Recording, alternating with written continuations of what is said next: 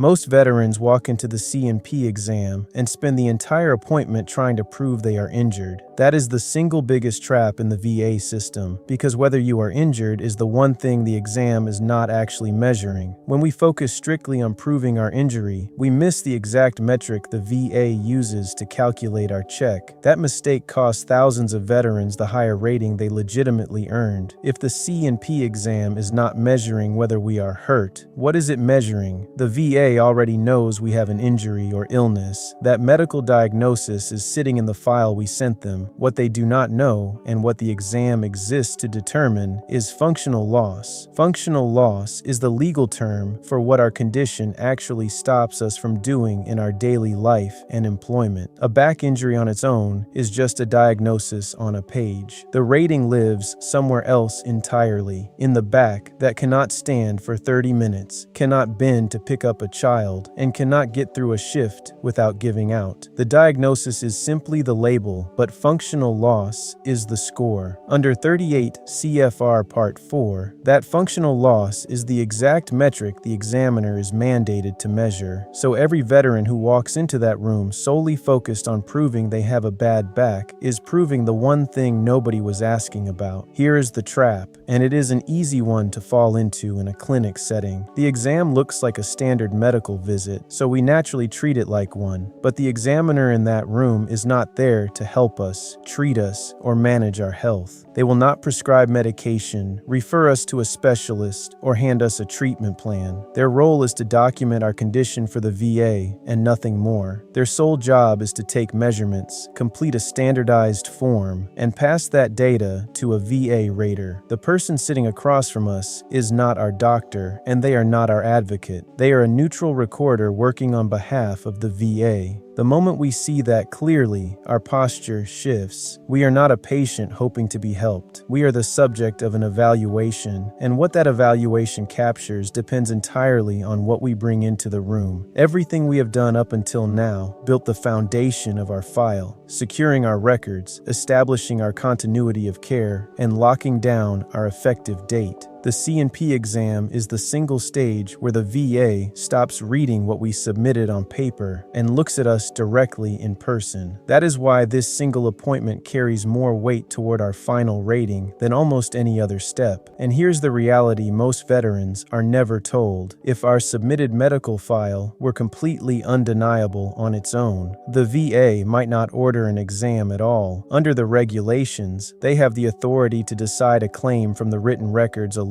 if the proof is pristine. When the VA schedules us for a C&P exam, it is not a routine formality. It is the VA telling us, in the clearest terms available, exactly what the paper file could not show them. So how does what happens inside that room turn into a monthly check? It happens through one specific document, the Disability Benefits Questionnaire, or the DBQ. The examiner fills out this standardized form during the evaluation. Most veterans mistake it for a routine medical intake sheet, but the DBQ is actually an open book scorecard translating our symptoms into the exact rating language of 38 CFR Part 4. For physical and orthopedic conditions, this measurement is done using an instrument called a goniometer. When the examiner asks us to bend our back, knees, or shoulders, the most dangerous mistake we can make is pushing through the discomfort to show how tough we are. Under 38 CFR 4.59 and DeLuca versus Brown, functional loss begins the exact moment pain starts. The instant you feel pain during a movement, you stop. If you push through the pain, the examiner records full range of motion, and the VA rates your condition at 0%. The entire exam narrows down to one fundamental question: does the DBQ that leaves that room match the true weight of what we live with every day? When the examiner asks, "How are you doing today?" most veterans instinctively reply, "I'm doing fine." That habit can ruin a claim. Under Sharp versus Shulkin, the VA is legally required to rate us based on our flare-ups and our average bad days, not our rare good moments. This principle is especially critical when we are evaluated for mental health conditions like PTSD, depression, or anxiety. A mental health DBQ does not score how well we hide our struggles or how tough we act. It scores social and occupational impairment. That means we must articulate the full impact, the strain on our marriage, conflict at work, panic attacks, isolation, and days we cannot function. The rating is not won by showing how well we cope, but by accurately recording what the condition has taken from us. So how do we ensure that the complete truth lands on that page? We do not leave the outcome to chance, and we do not try to recall years of medical history on a stressful morning. We walk in knowing our functional loss cold, organized condition by condition. We know what our health stops us from doing, how often our flare-ups occur, and how our daily routine has been altered. To make sure nothing gets missed, we have the explicit legal right to bring our own written notes into the room and speak directly from them. Under 38 CFR 3.103, veterans are guaranteed procedural due process and the right to submit written evidence in support of their claim. Bringing an organized document detailing your functional loss, pain limits, and flare-up frequency is completely legal and highly effective. When the examiner asks questions, you are not reaching into memory. You are reading factual, documented truth straight off the page. The examiner records what the exam reveals, but we decide how much of the truth they get to see.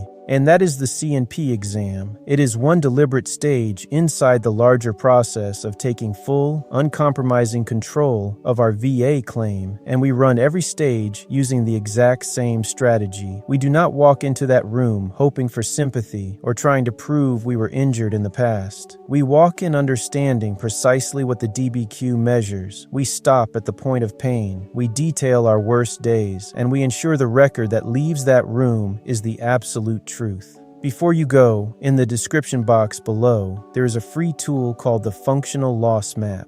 You take each condition you are claiming and map out what it actually stops you from doing day to day, during flare-ups, and over time. It translates how you feel into the exact range of motion limits and DBQ language that raters use to assign percentages. It's built, it's waiting, it's yours. Use it before we close. Nothing here is a promise of any particular rating. Every claim is different. What we give you is the cleanest way we know to execute. For Guard and Reserve, women veterans, step-by-step, or benefits news, subscribe to the channel that fits your fight. Next, the exam is done. The evidence is locked in, and the VA makes its official decision. We break down exactly what the rater does with everything we built, and the specific items we look for the second that decision letter arrives in our hands. Study the plan, follow the model,